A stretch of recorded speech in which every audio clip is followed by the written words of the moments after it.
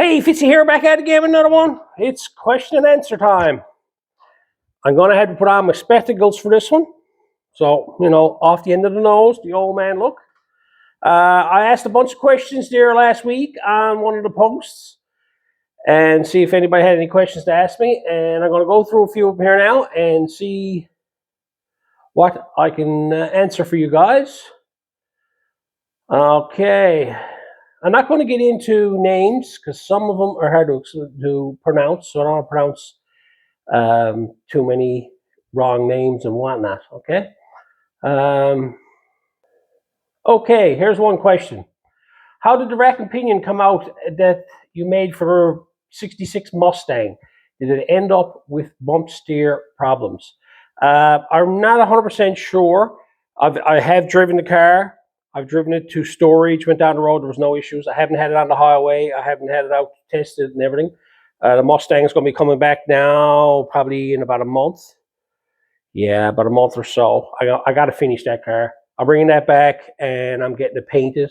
I got a goal to have it in a car show, so I'm getting it painted for that show.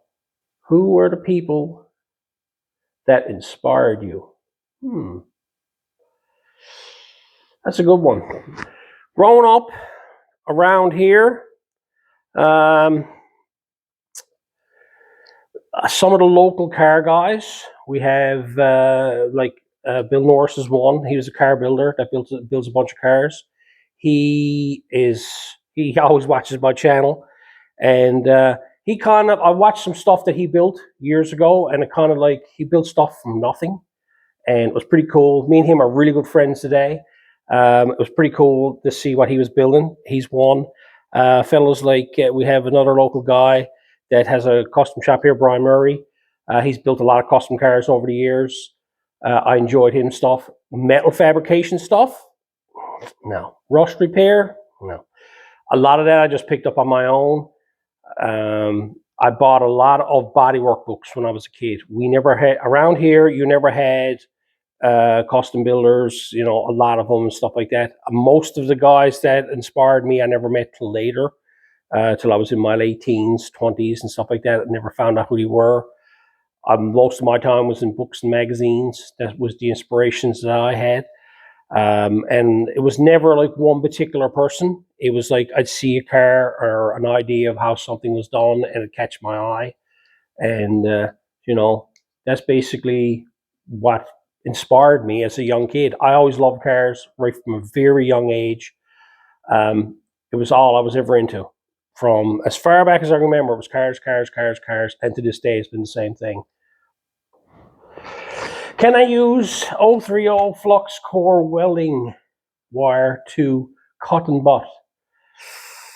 I wouldn't recommend it. 030 flux core wire is extremely hot weld. I done a video on it. I have a very hard time trying to weld with it. I've been told from some of you guys that you can get 030 or 023, sorry. 023 wire, 024, something like that. In a flux core, we can't get it around here. It'd be interesting to try. If I can get my hands on a roll, I'd like to experiment with it. The problem I got with flux core wire, welding, is extremely hot. It was designed for really industrial welding.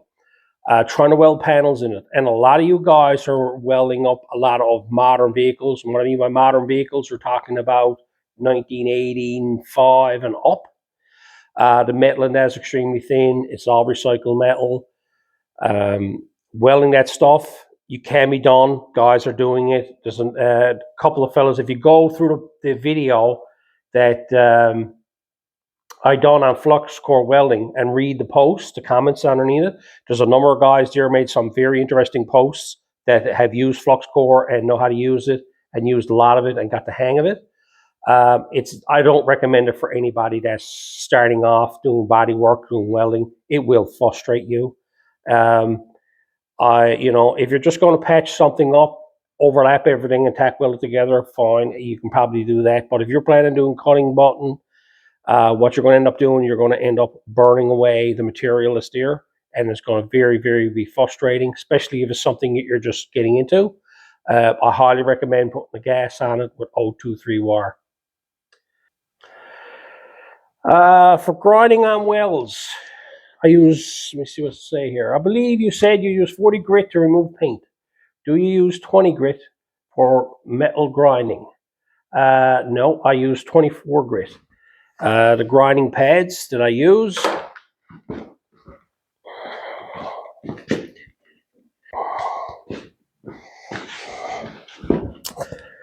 these are the grinding pads I use, 24 grit. There's a Norton, and there's the part number, is an F980. These are the best I've found yet. The problem with these 24 grit discs, you can buy a lot of cheap ones, okay? You know, Harbor Freight, Princess Auto, Canadian Tire, they all have these 24 grit and they're absolutely garbage, okay? I really don't like them. I've got them here. I've used them in the past. I try to search for a good 24. You got to pay for these. I get a lot of use out of these 24s. I come across a guy that was selling a bunch of industrial stuff online, and he had like 5 or 6 boxes of these, and I had to buy them. They're really, really good, and I got to try it. I'm getting low. I got 1 box left here now to use them, but I use 24 grit to grind all my welds. How happy were you when MIG welders came out? It's a funny question. I got into this trade in the mid-80s. MIG welders were going then, but there were big machines. They were just starting to come out with the small MIG welders. When we got out of trade school, lots of guys were buying paint guns, compressors. Everybody wanted to paint a car. Everyone wanted a custom paint job. I went out and I found a portable MIG welder and bought it off a Snap-on dealer. Paid a lot of money for it back then.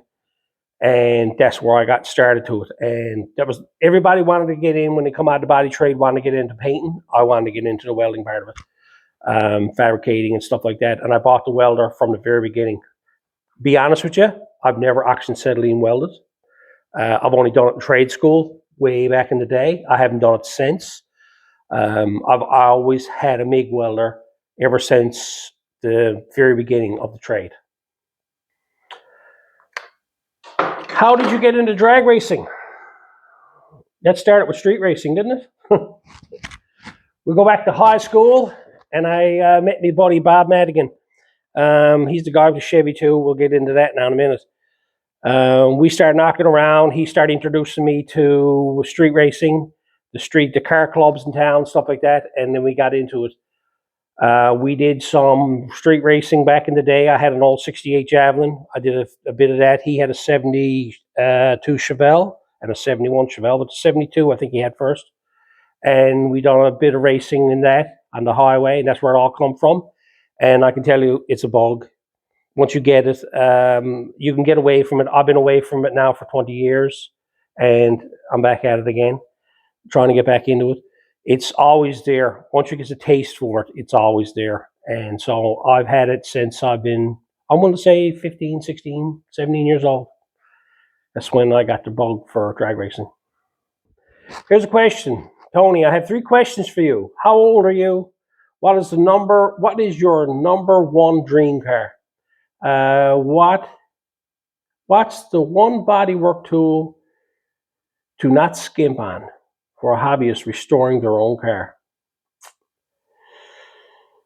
Okay, first of all, I'm 55. And no, it's not too personal. What is your number 1 dream car? I'm going to say it's a 32 Ford 3-window coupe. I've always changed around.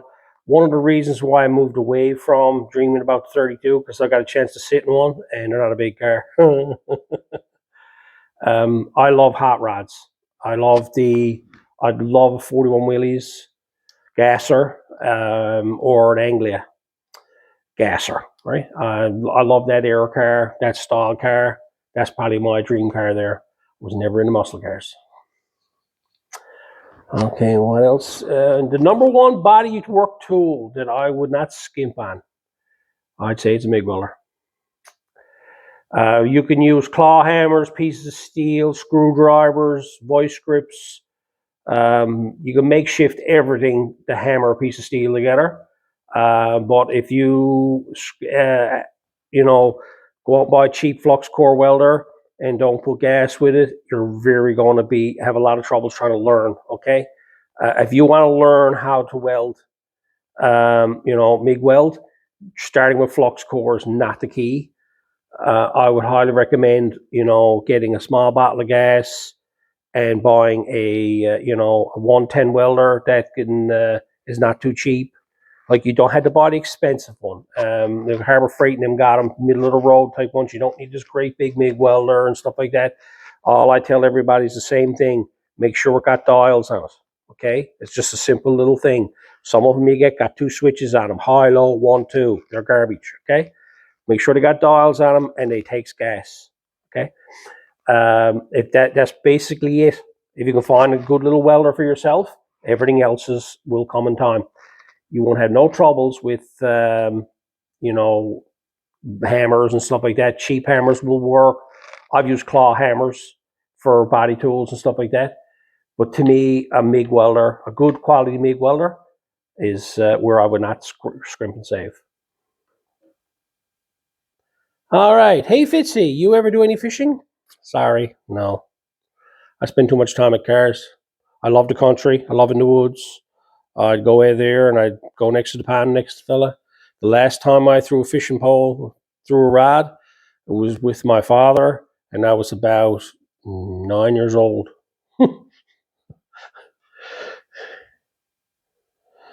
Do I ever want to visit Dawson's Creek, BC? I have on my bucket list. One of my dreams is I want to hop in a car, pull up my driveway here, and I want to go across Canada and then down to the States, across the States, and up the shore. I want to do it in an old car. So you never know what's in the cards.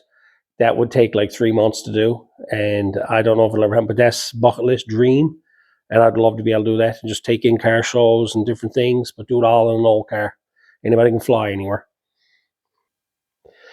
What size MIG wire do you use? 0.08 or 0.06? Well, I'm over here and I use 023, which is 0.6. This CUS I3 wire, that's a modern wire. I'm not familiar with it. I had to look that up when you wrote that in there, and I had to research it a bit. A lot of guys are using that in body shops now on modern cars because of the metal. It's gotten to the point now with the metal on new cars now that a MIG welder is not much good on one. You'll end up burning holes in them. With a MIG welder, you can't get it turned down low enough because the metal is so thin and whatever is made out of these days. So I've never got a chance to use it. I use 023 or 0.06 wire or 0.6 wire, millimeter wire on everything. All my metal work. 030 chassis work, probably roll cage work. I've been using 023 on the roll cage in this car for the simple fact it's still in the machine. I got a roll of 30 here somewhere, and I just have Bard change it over.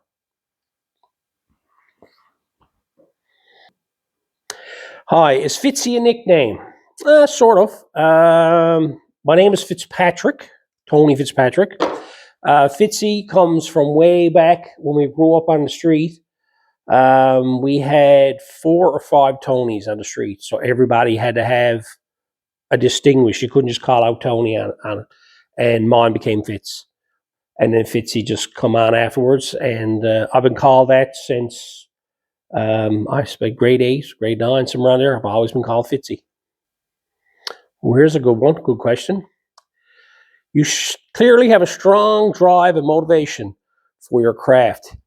In past videos, you mentioned you have been doing it pretty much your whole life. My question is, does it come to you naturally, or is it a matter of discipline? Are you ever sick of it? Ever feel like giving up on it? Projects or taking a break? Are you one of those rare lucky people who work and hobby is one, or where your work and your hobby are one? My spelling it. These glasses are brutal. I'm trying to read this from here. Let me see. Does it come to me naturally? I think if you have a passion for something if you really, really enjoy something, could be anything at all, and then you really like it, I don't care what it is, you're going to head in that direction of figuring out how to do it. I've always been into customization. From a very young child, I was buying books. I wouldn't go out and buy a car magazine that had, a cool car on the cover with flames on it. I would buy one and it had wrote on the front cover how to chop your 49 Merc or how to put van flares on, all this type. This is the books that I bought. It was always how-tos. I love that part of the magazines. I still have all my magazines from when I was 10, 11, 12 years old. I've been buying them that long. The motivation part of it, it just comes, no. Do I get sick of it? Very much so. Here's how I can put this. This is my daily job, restoring cars. It has been now for close on 15 years. Before that, I was a bodyman by trade. The biggest problem I got, this is my car, that's a customer's car, that's a customer's car, okay? I can work on a customer's cars, full custom job, the whole 9 yards. It's not the same as working on my own. This here to me is therapy, working on this stuff. I don't get a chance to do this. As you can see up top here, that car there, I walked away from that. Well, I would never say I so much walked away from it. I closed out my business that I had, the customization, the hot rod shop I had, All in Rod and Custom was called. And I downsized to a smaller building. And when I moved, I had nowhere to store that car. So I had to put that in storage, and that's the reason why I gave up on that. But the reason why I gave up on projects, customers' cars. To me, I had to pay the bills first. Customers' cars always came first. It's frustrating. I'm getting to the point in my life now where I'm just slowly weaning out the customer work, and I want to concentrate on my own stuff. I have a lot of my friends after building 1,001 cars, and I'm still on number one in this one here. This car up here now, I think I got it around 15 years, and it's still not finished, okay?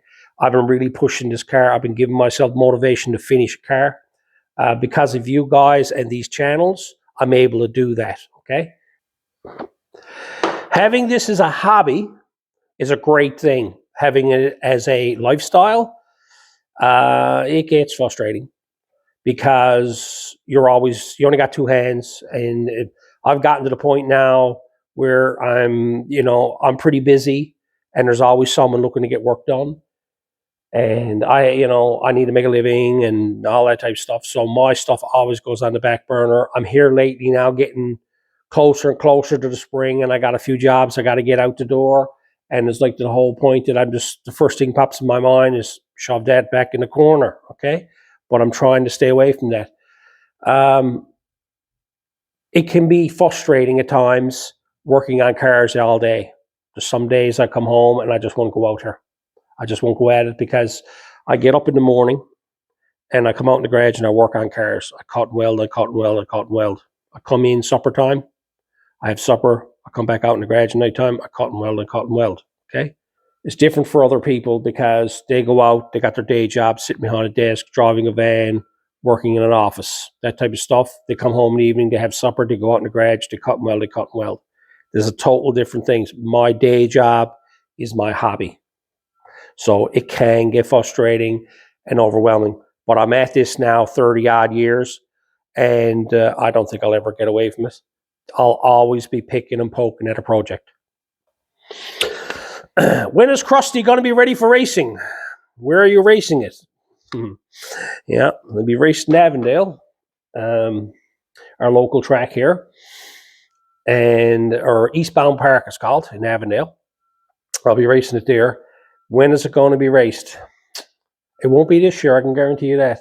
I was hoping for it. I was pushing for it this year.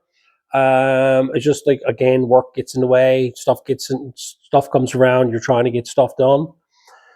I wanted to get this car. My plan was to get this car finished and running and at least make a run at the track. Not going to worry about painting it. Just going to get it mechanically done, put it together, and blow it all apart winter. I'm just going to keep pushing forward on it. It might happen, I don't know. But for now, I'm just saying that if it's not late this year, it'll be next year for sure. No matter what happens, I'm going to make sure this is to the track in 2024. I can guarantee you that. Huh. 2 questions. First question. I got Krusty, Patches, and Flatliner, I call that, by the way, because it was dead when I got it. In your personal project rotation, if you were to allow yourself a new project, what would it be? For the last little while, what have I been looking at a lot of? I'd love to build a 4-wheel drive truck from the 60s. See, you say what projects? I'd say every 3 weeks my dream projects or my new projects that I dream up in my head keep going by the wayside. But I'd like to build a 4-wheel drive truck, something I can drive winters. And I always wanted to have a cool old truck that I could drive year round. Either that, or I'd love to build a 41 Willys. That would be a cool project to build. I would never find a steel one. I'd love to find a steel one. End up being fiberglass, most likely, right? But yeah, right now, top of my head, I'm willing to say it'd be either the truck or the Willys. What is the wall thickness in the roll cage in Krusty? It's 1/8. It's a standard 1/8 wall tubing that I've used that with. It's pretty thick. I buy at a local steel shop here. There's nothing fancy about it. Mild steel roll cages, you can get them, and you can go as far as, I think, as 850 with them. And I don't intend to go as fast as that in this car. Yeah, I would like to know how you got the car up on the lift, space in the garage. Check the videos over on Fitzy's Fabrication and go down through. There's a full video on that ramp. You want to look at it? I don't know. Maybe yeah, here you go. Look, right there. This video here, this video will have the link. Oh, well, that's the video you got to look for the ramp. Have you ever been to the U.S.? And if so, where? Yeah, I've been to the U.S., been to Florida, the Carolinas, North and South. I have family in North Carolina, I think, or I think they moved to South Carolina. I have family down there. I've been to Texas. Where else? Ohio. And yeah, and a few other places. That's basically it. It's been a long time since I've been down there. We went to Florida 5 years ago, and we had a blast down there. I'd love to go again. Like I said, the dream run for me is to drive down through the States. I'd love to be able to do that. I follow a lot of American guys that do a lot of drag racing and car building and stuff like that, and I just love to go down and visit these guys and see their shops. Yeah, do I still work full-time, home or away? No, this is my job. I work from home. I have been for the last 15 years. I work for myself. I work from home.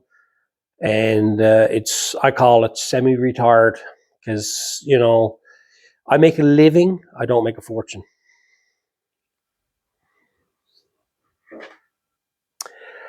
Have you ever screwed up a car beyond repair? No, but I've screwed up a lot of cars working on them over the years. That's how I learned.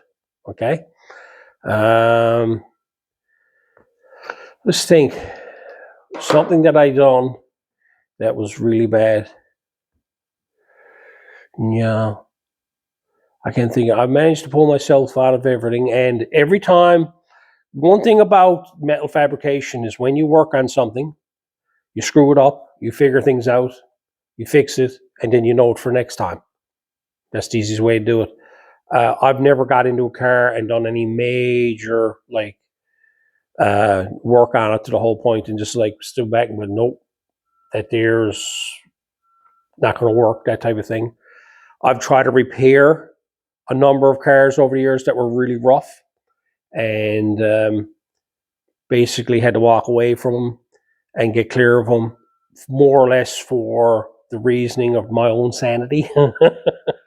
I had a Studebaker wagon, and it was one of the ones with the sliding roof in it. And I bought the car, and the car was all white. And when I got the car, It was just going to be a nice, cool little shop car. And I got into it, and one thing after another, after another, after another.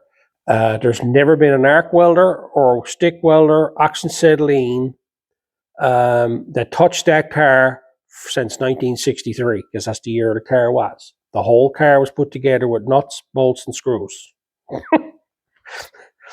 And when I got into it, I bought the car, and it was just like, it was a neat little driver. I brought it home.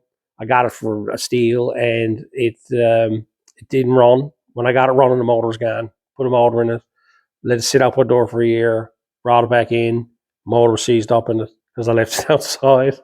Then I got in and knew it, and I started to repair quarter panels on it because I noticed they weren't that good.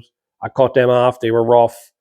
I got into the rocker panels, figured I'd put a set of rockers on it. Then I needed to put floors in it. Then I had to put door posts in it. Then I had to put transmission tunnel in it. Then I had to put firewall in it. And I just got one thing after another after another. I was just, I was getting into it. It was supposed to be a simple little build driver, and it was shot. And that was the biggest problem what we got with cars around here, is everything's doctored up, everything's painted up, and cars got work done though. Put carpet over them, bit undercoating. Unless you crawl down underneath them and put them up on a ramp. If you're walking around them in the backyard somewhere and just glance at them and size them up and open and close the door and pop a hood and close the hood on it, you don't know what you're getting into. And that car, I didn't know what I was getting into, and I had to walk away from it. I ended up selling it because I traded it off for an old Dodge truck, an old 47 Dodge pickup truck, which I never did. My biggest problem is I had way too many projects, but that was one rough car.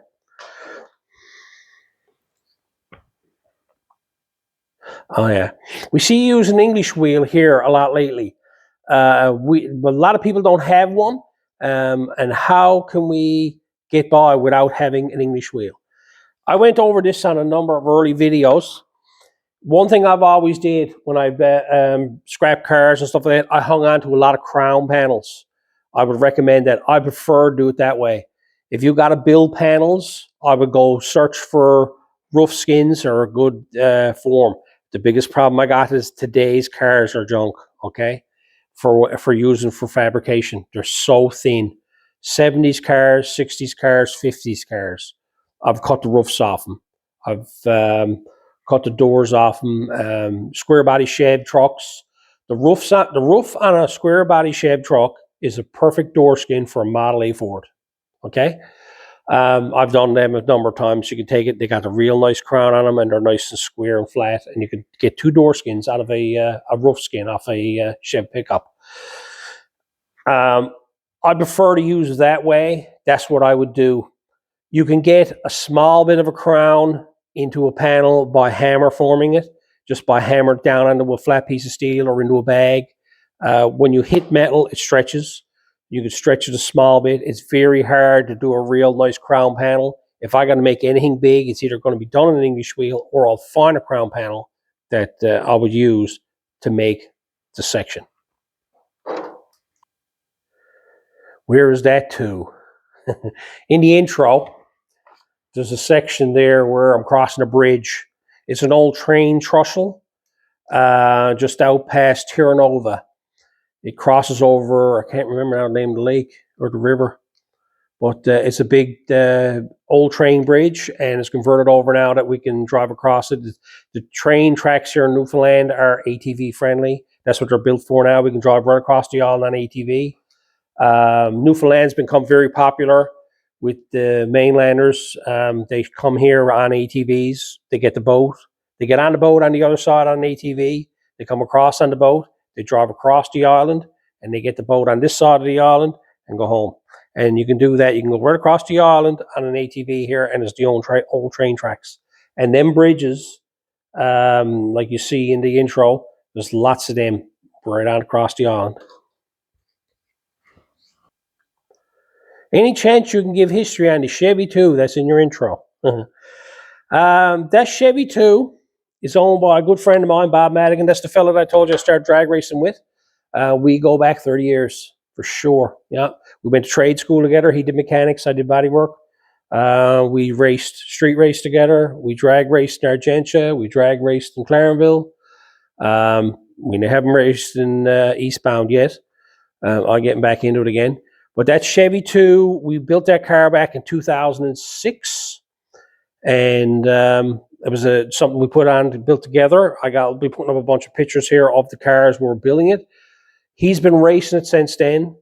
It's a 65 Chevy II.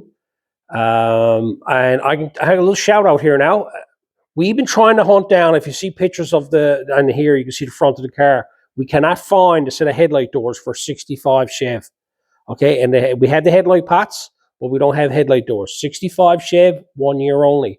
We'd love to come across a set. If you know of a set, or know of an old scrap car around in the woods or something that would do a set of them headlight doors on it, we greatly appreciate it. You can contact me, and we can get them for that car. That car has been going now since 2006 with no headlights in it. We cannot find them. There's none here on the island. Lots of 66s, lots of 63s, but no 65s. Anyway, that car is a 65 Chevy II. It's a full fiberglass front, fiberglass trunk, steel doors, steel quarter panels. It was an old race car that I'm going to say spent its entire life. I made the 2 quarter pounds for the car, and when I made them, you could see the car was radiused out at one point for like a gasser style radiused out wheel well, and then there was a quarter panel put on it, and it was back halved, it was front halved, and then it was the middle was done, and you can see the way the whole car was pitched. And Bobby picked up the car, and we scrapped it, cut it from rocker to rocker, from headlight to taillight, cut everything out of it, firewall everything, because it was all been butchered and cut up, and we built a whole new chassis for it. I put all complete floors in the car, full brand new roll cage in it, ladder bar car, 9-inch Ford, and it's a strut style setup in the front of it, all homemade. It's got Chevy II lower control arms. It's got like an IROC spindle strut in it, and it's got a homemade strut tower made for it. And it's got a Chevette rack and pinion in it. It was all stuff that we made to make work on that car. And he ran a big black Chevy in it for a lot of years, and he blew it up, I suppose, probably 4 or 5 years ago. I'm not 100% sure. And Bobby would know. And he got into the LS thing, and it's got a 6-liter LS in it now, and he's having a lot of fun again with it again now. And he's been playing around with that. So that car has been on the go drag racing now since 2006. And every time I look at the car and go through the car, I check it out to see if my welds are good, if there's any moving, cracking, any of that type of stuff. And as you can see here, this car can pull the wheels. And so, you know, it was a cool project. And that's the reasoning behind this here. This car has been built much the same as that car. It's just an ongoing leaf spring. His was a ladder bar car. And it's a full big tire car that he got done. I'm going small tire. But that's the story on the Chevy II.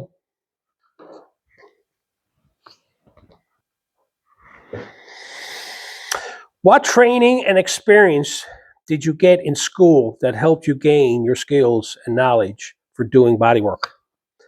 I was taught a lot of good things in trade school when I done the course. The problem we had back when the course was being done is that they had a guideline that they had to teach us, and it wasn't up to par at the time. We were still doing arc welding, oxygen acetylene. We couldn't play around with MIG welders and all that type of stuff. So we got to experiment with all that type of stuff, because when I got into the trade, MIG welding was around and all that type of stuff. And, you know, you got to learn the basics there. Where I got all my experience and learning was I went and start working in small shops. I didn't want to work in a large dealership. I heard stories of guys going into dealerships, bolting on panels, unbolting panels, you know, that type of stuff. And that wasn't for me. I wanted to be down to the nitty gritty, right into the heart of it all. I couldn't find a custom shop really around here that I could actually work at. There was a few body shops around that were doing custom work on the side, like a paint job and stuff like that, but nobody was doing customization, okay, to no great extent. And if anybody was, it was a one-man operation. So, you know, all the skills and what I picked up, I just picked up through the years from old bodymen, people I worked with, and just playing with the trade. I'd sit down, experiment. I'd figure out how to weld something, and I'd grind it up, and then I'd get an idea in my head, and I'd cut and grind, and I'd grind it all up and stuff like that. So it was just like the experience for me come from the years that I've been at it, and it never came natural. I can honestly tell you, when I got into the trade, it was like, get it in, get it out, sod it up, fill it up, and, fix it as quick as possible. We made money on speed, not on quality, okay? That was the way the 80s were when it came to bodywork, because you were getting cars painted for $400 and $500. You had to put door bottoms in them, paint them all over, and then, you had water spots in the hood, you had to paint the hood again. So I'm telling you, it was a rough time. It was hard to make money. Today, holy bless you, what the money people are getting for cars now. Now, granted, the materials are gone through the roof. All that type of stuff now is just like totally crazy to be able to do body work on a car. Wonders why patina is so popular. But that's basically the reasoning, or where I got all my experience, is just from working. I learned a bit in school. It's always I would have recommended to go to school. There's a lot of things you need to understand, and you need to know from the schooling. But you really don't learn your skill until you get out into the trade. And depending where you goes, it depends on what you're going to learn.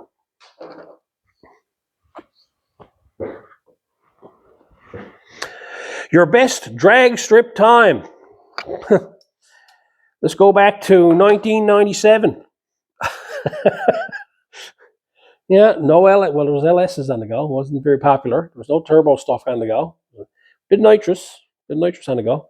But I had a little Chevette, and it was a small block Chevy, 350. Stock bottom end, had a decent set of heads on it, big camshaft in it, 4-barrel dome, turbo 350 9-inch, all that type of stuff. Just the basic stuff in the car. It was thrown together. It was all bits and pieces of stuff that I had. And the fastest I ever got out of that was 1170 at 119 miles an hour in a quarter. That was back in 97. And back then, most of the street cars, that little car on the street could hold its own against pretty well all the street cars were on the go at the time. And a lot has changed since then.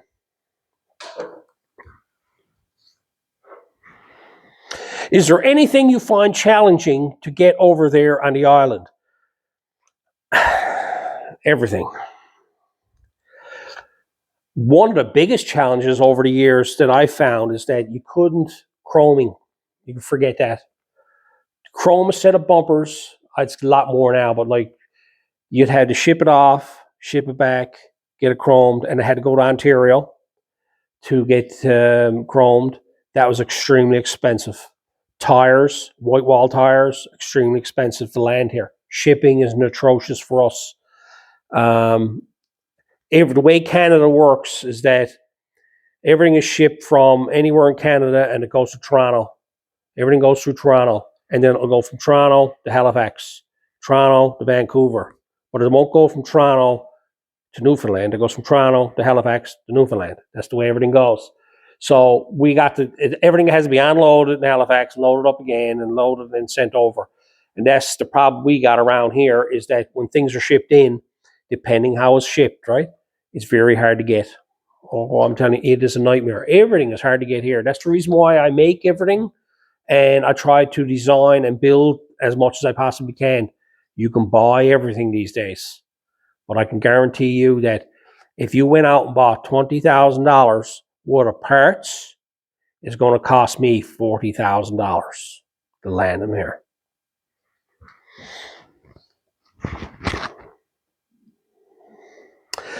What piece of life advice would you give to your younger fellows?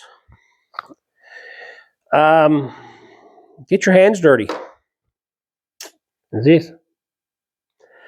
I've noticed that today's society is electronic.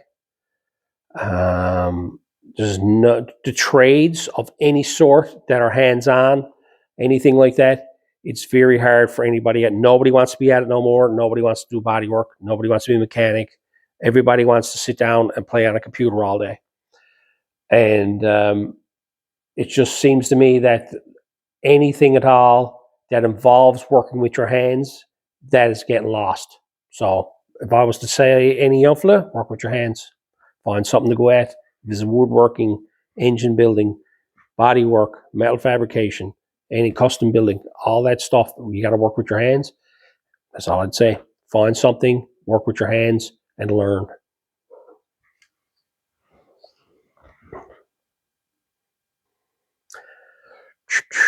I'm starting to weld my first roll cage. It's mild steel, and I'll be using MIG. Any tips? Yes. Concentrate on getting the fitment, a good, clean fitment. That's what I would work on. Train yourself to fit the cage nice, get a nice fit, and your MIG welds will be good. If you got gaps, stuff like that, you're just going to have dirty welds, that type of stuff. And get comfortable when you're welding and practice your passes as you're going on them. On the internet, Fab, I think his name is.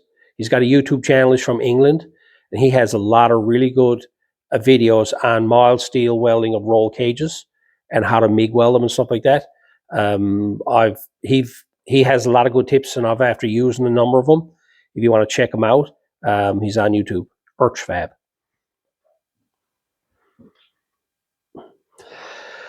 Hey Tony, do you have any tips for fixing rusty frame rails? Oh, that's a dangerous one. What are you repairing? Is it a 2010 Honda Civic or is it a 1935 Ford? Okay. Frame rails are iffy. If you got anything in the modern era, I wouldn't even touch it. Don't mind rocker panels and quarter panels and floor pans and stuff like that. The frames in a modern car from about, I'm going to say, mid-80s up, probably not even that, probably later than that, late 80s, early 90s, are all got crumple zones, all that type of stuff, and they're structurally part of the car. I would not recommend repairing any of that type of stuff. That type of stuff, if the frame rail is rusty, I would search out another frame rail and replace the frame rail in it. Anything other than that, truck frames, all that type of stuff, you kind of have to plate it. If you're going to cut it in half and weld it together, it's going to have to be plated. Make sure, check with your local laws, depending on where you're to. Some places will not allow welded chassis, like in a truck or something like that. That's just coming in here now. We can't take a modern pickup truck and weld a piece of plate on the side of it anymore. It was a big thing here years ago. Everything was pieced together around here years ago. And so it depends on where you're to. Welding up chassis can be dangerous.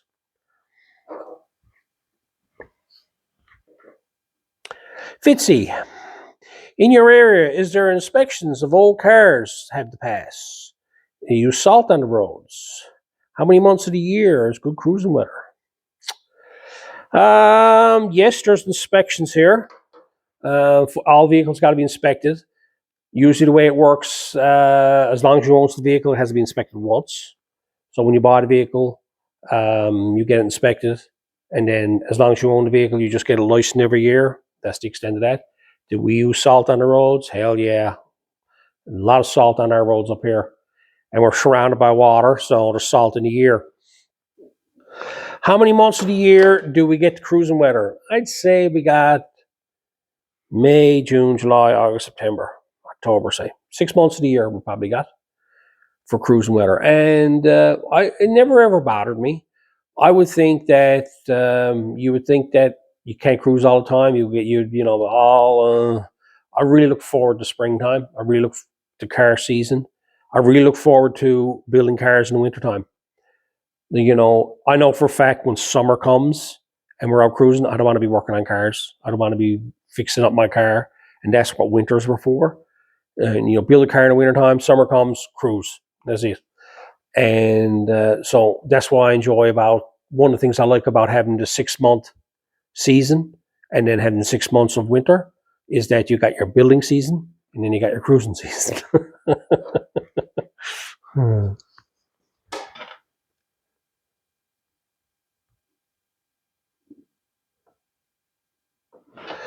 How far from the coast are you? And do you remember the very first time you tried the cotton butt method? How far I'm from the coast?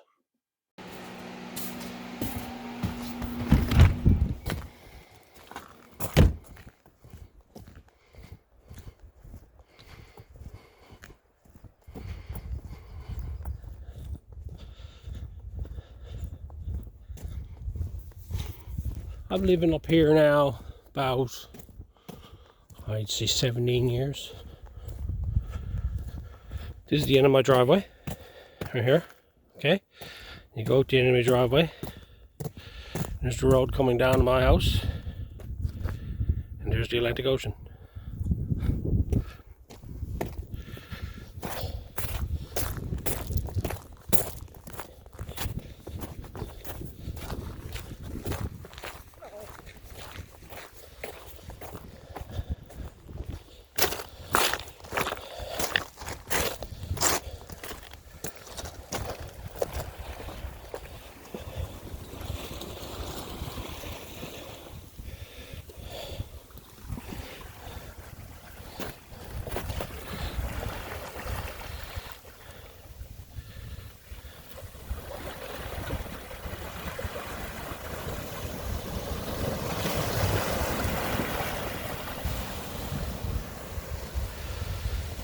This is called pack ice. We don't see it every single year, but we do see it before we do see icebergs. And this moves in and out, and it's amazing. Like this entire bay, or pretty well half of this bay now, is full. This is Conception Bay, by the way. And I can come out here tomorrow morning and all this will be gone. It's amazing how nature works. This wasn't here yesterday. Anyway, that's how close I am to the ocean. And do I remember the very first time I did the cotton butt? It was on that Chevy up there. Probably 12 years ago. Probably this. When I first done this, Chevy that's up on the ramp, a lot of that was lap welded. I was throwing that car together. It was a rusted out hunk. I paid $100, I think, for the car. There was absolutely no bottom in it. And I started lap welding panels in it all over the place, patching it up. Then I started to get into it and I wanted to chop the top on it. And I started experimenting with stuff. And I never ever liked lap welds. Every time I was always experimenting with the welding up lap welded panels, corners of doors, edges and everything. And the first thing I used to do was I'd lap weld doors, and then I'd cut through the corner, the edge of the door, and I'd press it all together so that the corners, the edges of the door skins would be very nice. And then I just lap weld the rest of the door. And then I just started experimenting with it and playing around with it. And the funniest thing about the cotton butt is that it has been used by a lot of people over the years. It's been around a long time. I did not invent it, okay? I won't take credit for that. The problem with it is it's never been documented. I don't know if it's a secret or something at the time, but I bought bodywork books for the past 30 years, and I've never ever seen it in a book. Never ever seen that technique. I've tripped over a scattered, when YouTube came out and videos start coming around, I tripped over a scattered video where I saw custom builders down the States doing this trick. And they were just, they were doing small, using saws and stuff like that. And I started experimenting with it. And I just figured it out on my own. That's all I did. I just started hacking through metal and figuring out what was on the go. And that car there was my experiment. When I did the first cotton butt on that, I did a post on the ham and done a story on how I done the cotton butt. God, I think that was 10 years ago or more now. And that's where I turned around and done the very first cotton butt that was documented for me. But it was just something as amazing. I see it all over the internet now, that I see a number of people using it and stuff like that. And I find it kind of odd that, like, it was never ever documented. No one ever, like, you couldn't open up a magazine. You can open a magazine and find a magazine on how to chop a top and how to replace a quarter panel and put floor pans in cars. And some of these bodywork books were brutal, like, guys welding patches in cars. Used to use a lot of these little joiners and plates and everything for butt welding and then welding them in. And if you ever welded a square hole into a panel and used them little clamps, it is a nightmare to get that to sit properly in the middle of the panel. Trying to get that just so it all fits up and slides down and slides over, it can be a nightmare. I got them there. I used them a few times and hated them. And the cotton butt itself, it was just something that it just came about, and I just started playing around with it, and I just, well, okay, I'm going to make a video on it. And I never expected this here to happen, because I was lucky enough that I was the first guy to document it. The 45-degree thing, I think that was my own idea. Maybe not, I don't know. But like, everybody was just hacking through it. Some fellas are still hacking through it. But the 45-degree thing was something that I just figured out on my own. Mostly everything I've ever done in my body trade, because of where I'm to and the lack of abilities to be able to see what's going on. I couldn't go down the road like in California and walk into a custom shop with 10 chopped Mercs in it. No, that's not here. I walk into a body shop and the front was bent off a Camry. The side was beat out of a van. That was it, okay? So I never had nobody that I can actually look at and say, teach me this, teach me that. I used to sit down and just have to experiment with stuff, and that's how I've learned pretty well everything that I know today.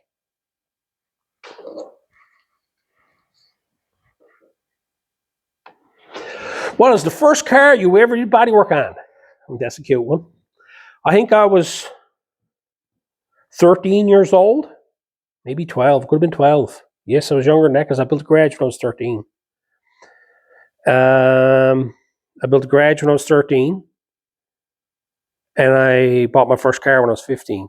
But my father bought I think it was a 75 Astra, Chevy Astra, which is the Pontiac, no, it was a Pontiac Astra, which is the Pontiac version of the Vega. And I put door bottoms in it, and I done body work on it, and I painted it with spray bombs. And I can tell you, I used pop rivets. I used old galvanized tin. Never had no body tools. Well, that's a lie. I bought the one of the dollies I got there now. I bought a Canadian Tire way back then, and then I still got the dolly. I lost the hammer that I had with it, but I still got the dolly in the box that I bought way back then. That's what I used to roll the edges in on the bottom of the doors. And I did it all on my own from these bodywork books that I had, fellas falling over door skins and stuff like that. And I made all that stuff. It was crude. The car was painted with spray bombs, old chocolate brown with pinstripes on. I got no pictures of it. But you know, it was the first time I ever done body work. I learned a lot from it. And every other car since then. The Javelin that I bought when I was 15 was totally shot. I don't think I'd know what I know today without that car, because that was like Krusty, worse than Krusty. She still had her chassis and everything in her. But the fenders were shot, trunk was shot, the doors were shot, the quarters were shot. Roof was good. She had a good roof on her. But all that here, I patched all together with rivets, my first car. And, you know, overlap panels, did it all, fiberglass, filled it, did all that type of, put a primer. By the time I got to the point where the car was ready for paint, I wouldn't paint it because I learned that much. I realized what I had done was not a good job. So, yeah. Fitzy, is car restoration your full-time job? Yep, it is now. It's all I've been doing for over 15 years now. Do you have any kids? Yes, I got a son, and he's 34.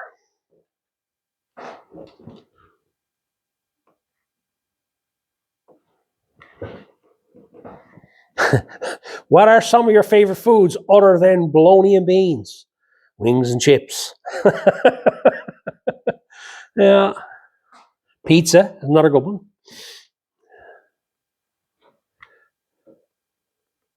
Did you grow up on the island, and during the winter are side-by-sides and snowmobiles allowed on the roads? Absolutely not. Up here, we have guidelines. You're allowed 2 kilometers from trail to trail. That's the rule. And that's all you're allowed to do. It's certain parts of the island where the trails pass through them. Some communities allow side-by-sides. They have a route that you can take through the town, and you're allowed on the roads. Skidooing, no, that's not allowed on the roads. And did I grow up on the island? Yes, I was born and raised in Newfoundland.